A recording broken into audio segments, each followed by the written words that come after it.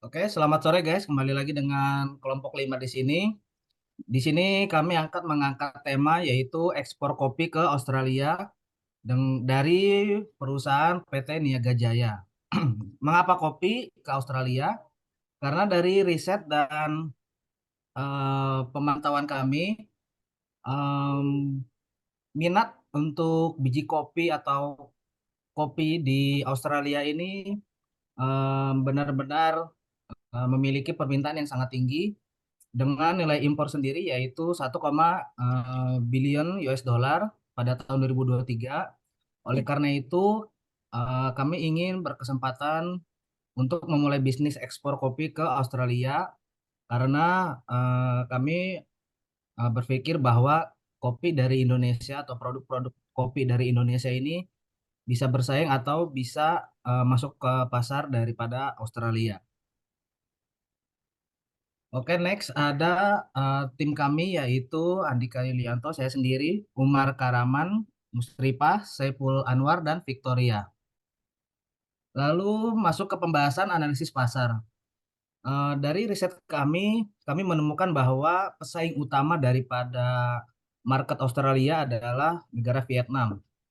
Negara Vietnam ini menguasai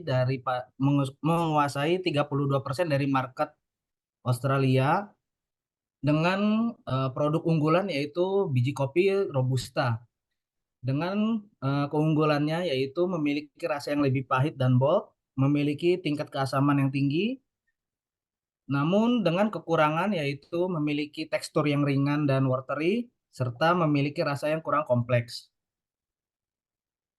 Lalu analisis pasar berikutnya adalah permintaan, keinginan, dan preferensi. Di sini kami melihat bahwa permintaan pasar daripada pasar Australia yaitu Robusta dan Arabica menjadi primadona biji kopi yang paling disukai oleh pasar Australia. Lalu untuk keinginan daripada konsumen yaitu ingin mengetahui asal-usul kopi mereka dan menikmati rasa khas dari setiap daerah penghasil kopi tersebut. Lalu preferensi atau em, pendapat daripada konsumen-konsumen di Australia yaitu mereka menginginkan kopi yang pahit, aroma yang kompleks, dan tekstur yang creamy serta tingkat asam yang rendah. Nah, di sini adalah strategi untuk PT Niaga Jaya masuk ke pasar Australia yaitu melalui kerjasama Indonesia Australia atau kerjasama bilateral. Di sini kami menemukan bahwa Indonesia telah menjalin kerjasama pada bulan 5 Juli 2020 dan konferensi tersebut namanya adalah The Indonesia Australia Comprehensive Economic Partnership Agreement atau IACPA.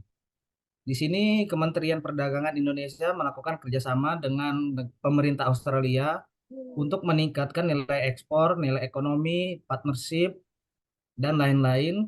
Dan di situ kami melihat ada pintu atau peluang untuk produk kita atau biji kopi dari PT Niaga Jaya ini bisa masuk ke pasar Australia.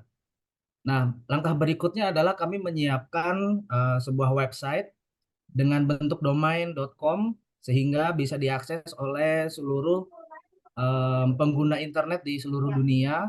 Di sini juga kami melampirkan contoh website kami serta dengan beberapa contoh produk yang telah kami siapkan.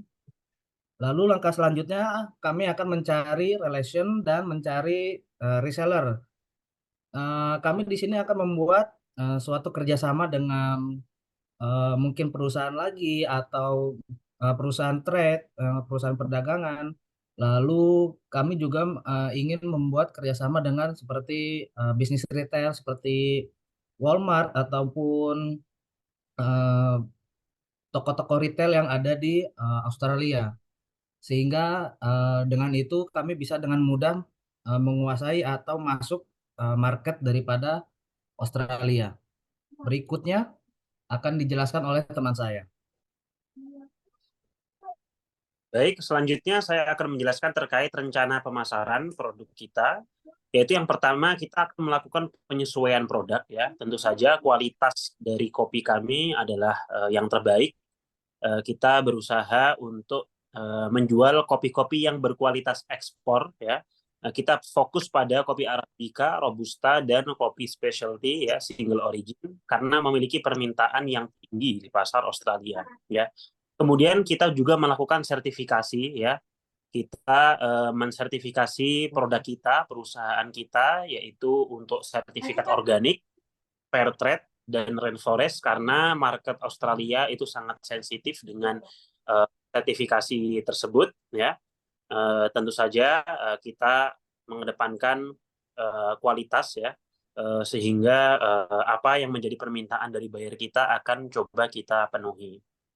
Kemudian profil rasa, penyelesaian profil rasa sesuai preferensi Australia, kita melakukan uji rasa dan riset untuk memahami profil rasa seperti notes fruity, chocolatey ya, atau selanjutnya kita melakukan penentuan harga, strukturisasi harga yang kompetitif ya berdasarkan pasar dan biaya produksi. Kita memastikan bahwa harga yang kita jual mencapai kualitas premium namun tetap terjangkau ya. Margin keuntungan ya, kita menghitung margin keuntungan yang wajar dengan memperhitungkan biaya pengiriman, pajak import, dan biaya distribusi. Kemudian segmentasi pasar ya, strategi penetapan harga yang berbeda untuk segmen pasar yang berbeda.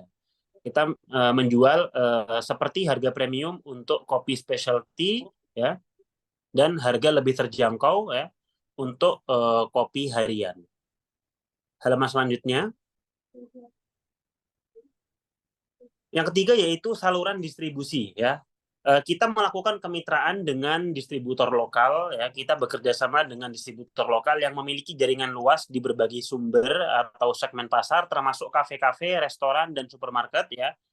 Kita ketahui bersama bahwa banyak sekali diaspora Indonesia di Australia, di mana di antara mereka ada yang memiliki usaha, ya termasuk salah satunya adalah kafe. Ya, kita bekerja sama juga dengan mereka ya, untuk memasarkan produk kita. Kemudian eksklusivitas, ya perjanjian eksklusivitas dengan distributor untuk memastikan fokus ya pada pemasaran dan distribusi produk kita. Selanjutnya kita juga bermain pada platform e-commerce ya, online marketplace. Kita memasukkan produk kita ke platform e-commerce populer di Australia seperti Amazon Australia, eBay ya, atau situs khusus kopi seperti Bean Hunter ya. Website sendiri ya, kita membangun website ya, seperti yang disampaikan tadi untuk menjangkau market global ya, perlu yang namanya halaman yang terhubung ya untuk bisa diakses oleh buyer dari seluruh dunia. Halaman selanjutnya.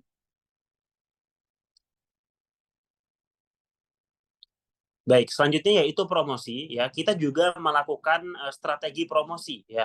Kita memanfaatkan sosial media ya.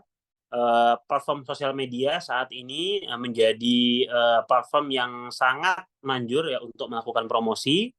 Ya, kita memposting produk-produk kita di sosial media seperti Instagram, Facebook, TikTok ya. Kemudian kita juga bekerja sama dengan influencer marketing ya, termasuk dengan diaspora Indonesia yang ada di Australia. Kita bekerja sama dengan mereka untuk mempromosikan produk-produk kita ya, kemudian untuk menawarkan produk kita juga dengan pasar yang ada di sana. Kita juga melakukan iklan dengan Google Ads dan Facebook Ads ya, kampanye iklan ya, berbayar melalui Google Ads dan Facebook Ads dengan target pasar yang telah disesuaikan ya berdasarkan demografi dan minat konsumen kopi di Australia. Kemudian kita juga mengikuti pameran ya, seperti exhibition yang diadakan kerjasama antara Kementerian Perdagangan Indonesia dengan pihak pemerintah Australia. Kita juga bisa memprovide sampel apabila dibutuhkan, dan buyer kita membutuhkan sampel, kita juga bisa menyediakan untuk buyer kita. Selanjutnya akan dilanjutkan oleh rekan saya. Oke, selanjutnya yaitu mengenai tentang rencana logistik untuk pengiriman produk kita ke Australia ya. Yang pertama yaitu berupa pengemasan. Jadi untuk pengemasan kita ada beberapa tahap, yaitu ada 3 tahap. Yang pertama yaitu dengan softwarenya, yaitu untuk produksinya kita menggunakan kantong aluminium foil. Terus yang kedua kita menggunakan desiscan pack-nya. Yang ketiganya kita menggunakan kotak karton tebal ya untuk packing kopi tersebut untuk dikirim ke luar negeri agar produk yang kita kirim itu aman, tidak pecah di saat perjalanan. Yang kedua yaitu kita proses labelingnya. Untuk labelingnya itu kita menggunakan label yang bagus, yaitu label mengenai label informasi produknya, terus juga label fragile dan setup-nya, terus juga label alamat pengiriman dan pengirim dari kopi tersebut. Yang ketiga yaitu kebutuhan khusus. Kebutuhan khusus petunjuk penyimpanan. Kita menggunakan segel keamanan, terus juga eh, ada petunjuk keamanan, petunjuk penyimpanan untuk kopi tersebut. Selanjutnya, nah untuk mengenai pengiriman kita menggunakan dua jalur, yaitu ada jalur udara dan jalur laut. Untuk mitranya kita menggunakan DHL dan FedEx. Untuk estimasi waktu pengiriman, untuk udara kita menggunakan 3 sampai 5 hari kerja, dan untuk laut kita menggunakan 4 sampai 6 minggu, tergantung pada rute dan musim yang sedang terjadi. Selanjutnya,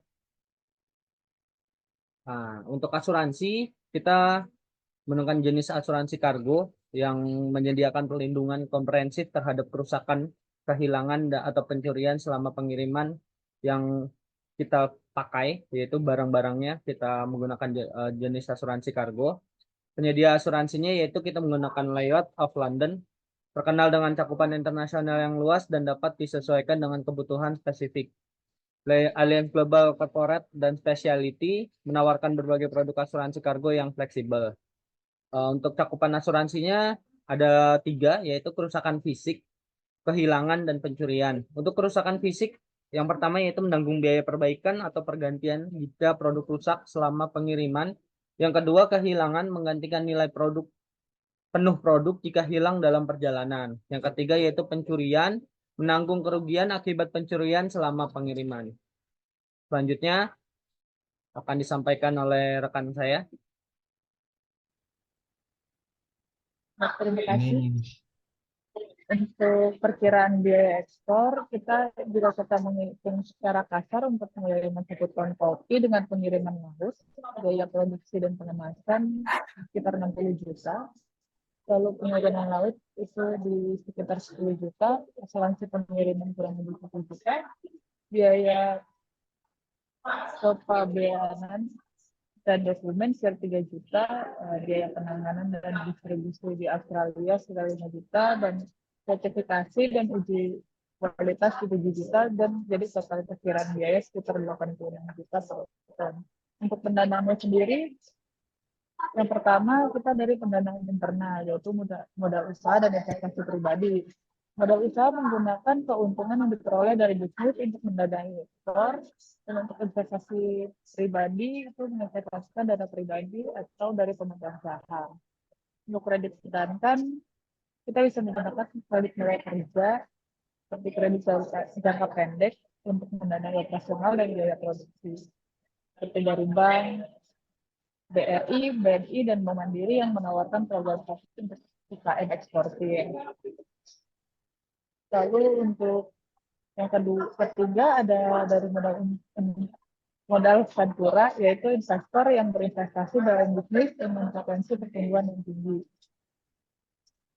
Lalu ada joint venture, bermitra dengan perusahaan lain untuk berbagi biaya dan keuntungan ekspor. Lalu bisa menggunakan asuransi ekspor.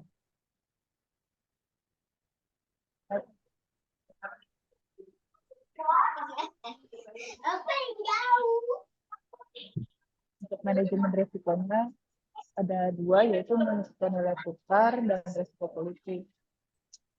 Untuk risiko nilai tukar, ini menggunakan forward contract untuk menetapkan nilai tukar Indonesia ke Australia selama 6 bulan ke depan. Yang kedua, yaitu kontrak standar yang diperdagangkan di bursa untuk membeli atau menjual mata uang dengan harga yang telah ditentukan di masa depan. Yang ketiga, membeli opsi untuk menjual rupiah dan membeli dolar Australia jika nilai tukar mencapai titik tertentu. Yang keempat, menggunakan swap atau untuk menukar rupiah dengan dolar Australia selama periode ekspor tertentu. Yang kelima, pembayaran dalam berbagai mata uang lainnya.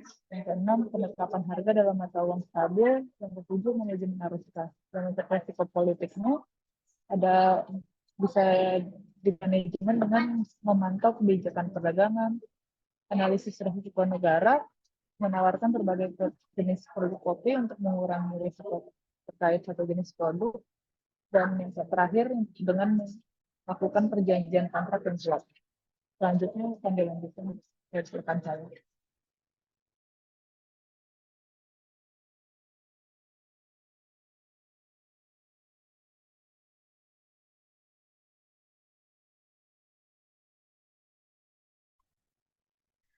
Baik, setelah tadi beberapa saat disampaikan ada bagaimana strategi pemasaran, terus rencana keuangan, bagaimana asuransi. Kali ini saya akan menyampaikan bagaimana evaluasi dari risiko. Tentu ya, namanya bisnis, apalagi untuk dalam jangkauan yang luar, ekspor, tentu ada namanya bisnis itu ada risikonya. Pada kali ini sebenarnya ada beberapa risiko dari bisnis ini itu banyak. Cuman pada saat kali ini akan saya sampaikan beberapa risiko. Yang pertama adalah risiko politik.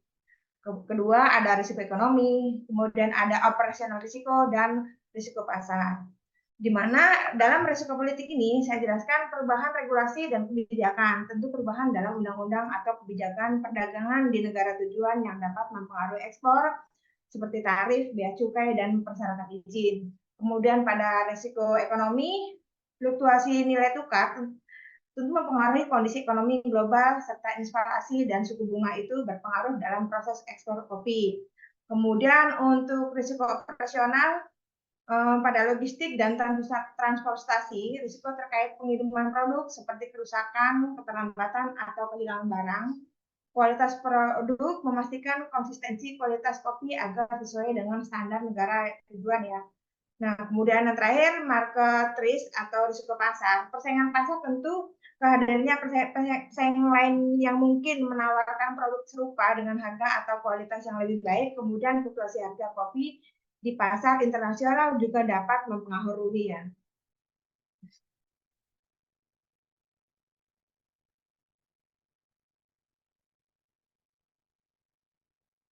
Saya tutup atau gimana?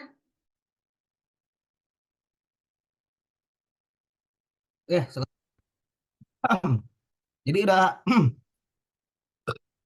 urutannya udah paham kan urutannya? Berarti ini langsung saya tutup aja kali ya? Iya, pas Ibu IP selesai ngomong, terus slide selanjutnya, udah Oke, tinggal berarti ditutup ini aja, aku Bu. nggak apa-apa ya.